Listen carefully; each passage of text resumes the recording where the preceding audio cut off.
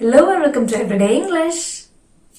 Spooky എന്നുള്ള adjective, spook എന്നുള്ള noun, spook എന്നുള്ള verb. ഇതിന്റെ മൂന്നിന്റെയും മീനിങ് ആണ് നമ്മൾ ഇന്നത്തെ വീഡിയോയിൽ കാണാൻ പോകുന്നത്.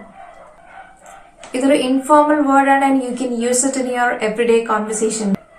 Spooky എന്നുള്ള adjective നമ്മൾ യൂസ് ചെയ്യുന്നത് എന്തെങ്കിലും നമ്മളെ പേടിപ്പിക്കുന്ന ഒരു കാര്യത്തിനെ ഡിസ്ക്രൈബ് ചെയ്യാനായിട്ടാണ്. നമ്മൾ സ്പൂക്കി എന്ന് പറഞ്ഞാൽ ദാറ്റ് ഇസ് സ്പൂക്കി എന്ന് പറഞ്ഞാൽ ദാറ്റ് ഇസ് ഫ്രൈറ്റനിങ്, പേടിപ്പിക്കുന്നതാണ്.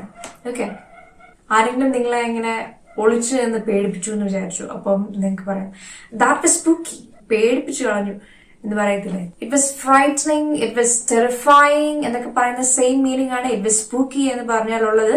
പക്ഷെ സ്പൂക്കി കുറച്ചുകൂടി ഇൻഫോർമൽ ആണ്. നമ്മുടെ കാഷ്വൽ കോൺവെർസേഷൻസിൽ സ്പൂക്കി എന്നുള്ള വേർഡ് കുറച്ചുകൂടി നല്ലതായിരിക്കും. സെക്കൻഡ് കേസ്, സ്പൂക്ക് എന്നുള്ള നൗൺ. എന്തിനെയാണ് നമ്മൾ സ്പൂക്ക് എന്ന് വിളിക്കുന്നതെന്ന് ചോദിച്ചു കഴിഞ്ഞാൽ ഗോസ്റ്റ്. ഗോസ്റ്റ് ഇല്ലേ, പ്രേതം ഇല്ലേ, അതിനെയാണ് നമ്മൾ സ്പൂക്ക് എന്ന് പറയുന്നത്. I don't like watching horror movies with all the spooks and zombies walking around.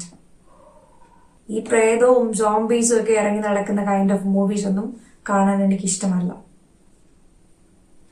Third case, സ്പൂക്ക് എന്നുള്ള വെർബിന്റെ മീനിങ്ങും പേടിപ്പിക്കുക എന്നുള്ളതാണ്. പേടിപ്പിക്കുക എന്നുള്ള ആക്ഷൻ ആണ് സ്പൂക്ക് എന്ന് നമ്മൾ ഇപ്പൊ പറയുന്നത്. Example sentence, don't try to spook me, എന്നെ പേടിപ്പിക്കാൻ നോക്കരുത്. So that's it.